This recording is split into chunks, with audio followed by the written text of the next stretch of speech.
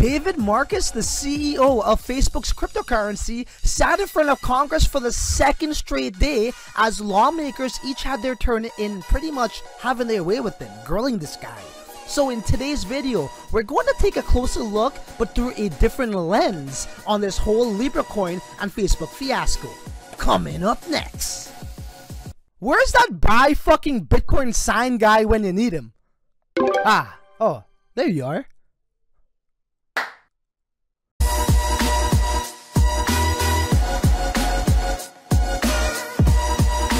Is your money working for you, or are you working for money?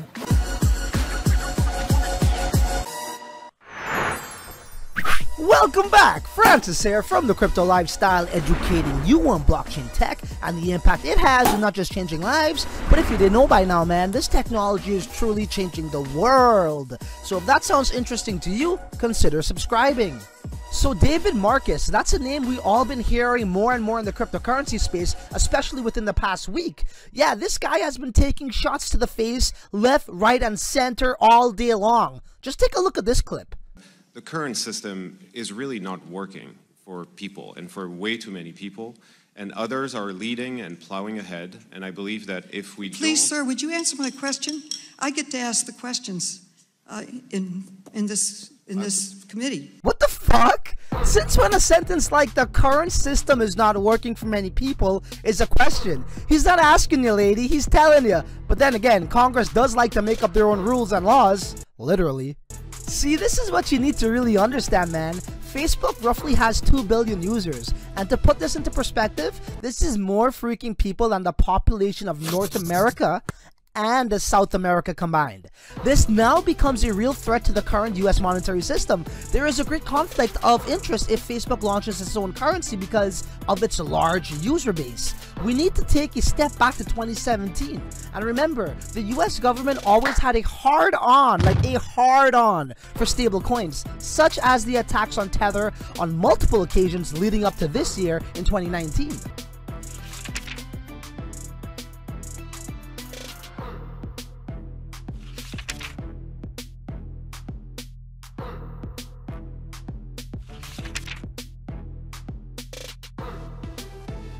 But what really baffles my mind is, why didn't they attack JPMorgan for making the same very stable coin? It's simple, right? I think we all know the answer to this. They're basically sleeping in bed together. You know, you scratch my back and I'll rub yours, and then they cuddle and all have that pillow talk and all that. But we ain't gonna get into all of those details here, man. That's an entirely different show. Check out this clip. This is a concern they have with Facebook. Facebook's digital wallet for Libra, called Calibra, will be the only wallet that can be embedded into WhatsApp and Facebook Messenger. Given how dominant these two apps are, I think that raises serious concerns about market concentration and potentially monopoly concerns. They're talking about Monopoly. You guys know what a Monopoly is. We all had the damn board game as a gift for Christmas at some point. You know, the goal is to own as much property and assets as possible and be the dominant force by financially bullying your way through the competition. Sorry, Kim, but I used to whoop your butt in Monopoly. That's my sister, by the way.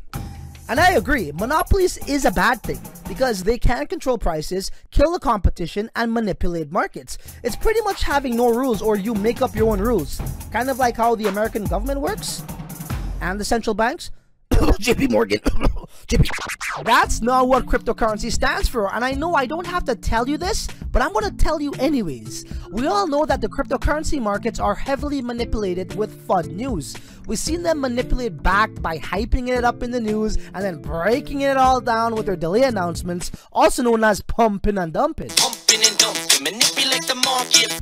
We also seen this with Bitcoin ETF announcements, and now we're seeing this with Facebook's cryptocurrency. History will always continue to repeat itself. Look, man, you need to take a look at this shit right here. This is what innovative minds of this era has to go through.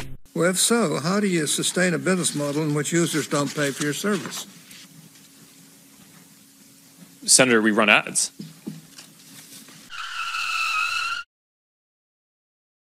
I see.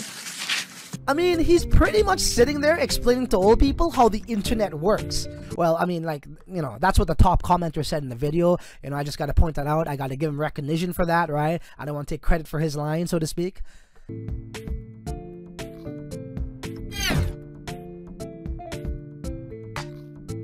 And I mean, you know, they couldn't understand Facebook and how the internet worked back then. Let's be frank here, man. They have a better chance understanding the African language Swahili than they do cryptocurrency at this point. Undealeaje. How are you? How are you?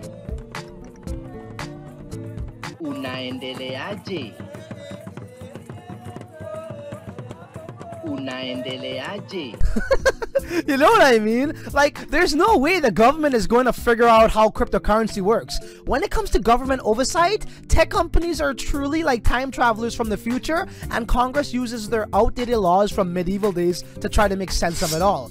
It's similar to me using your mama jokes today as if it's still irrelevant. You know, like, your mama's so fat, when she fell on the ground, nobody laughed, but the ground was cracking up. See what I mean? That's not funny today. You can't use that shit today, bro. But hey, man, let's take another look at this clip from the hearing. You know, this is a $20 bill. Do you know who can use a $20 bill? Yes, Congressman. Who can use it? Or who can, maybe better question, who can't use a $20 bill? I believe the answer to your question is anyone. Everybody can use a $20 bill. Where's that buy fucking Bitcoin sign guy when you need him? Oh, there you are. Look, man, you see that machine behind me? Just as how plastic cards, such as credit and debit cards, has become an everyday part of life, digital currencies is the next forthcoming. And America resisting against this is not helping their citizens advance one bit. Now check this out. Imagine if America back in 1994 said that the internet was a bad thing because it will allow terrorists to communicate with one another seamlessly, instantaneously, and essentially for free. So we are banning this technology until further notice. Imagine if they said that. Do you know how far behind that nation would be? The same is true for cryptocurrencies. This is the first time ever we can send money across borders, virtually instant for pennies on the Satoshi, without any intermediates involved. There is no dollar value to that, man. Well, I guess Bitcoin is trading at around, I don't know, 9,500 right now, so I guess there is a dollar value to that. But you know what I mean. In conclusion, I'm not all about supporting Facebook and or their shitty excuse for a cryptocurrency. As a matter of fact, I don't even trust these guys. You know, the same company that started off as a website to judge how pretty college girl faces are? Yeah, man, you know, the same company who takes all of our private data and shares it with advertisement companies at the highest bidder?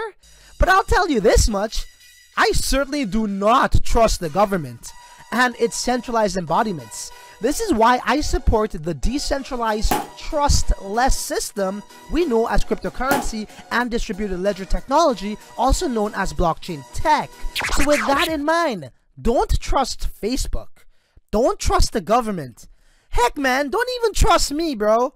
But hashtag trust yourselves. So until the next video, you're on your own. Later. Yeah. It's the crypto lifestyle, babe. Fake YouTubers and fake ass ammo. It's the crypto lifestyle. Don't fake the shit on your channel. Content created came from TCL. You hate hard, but you know I'm gonna wish you well.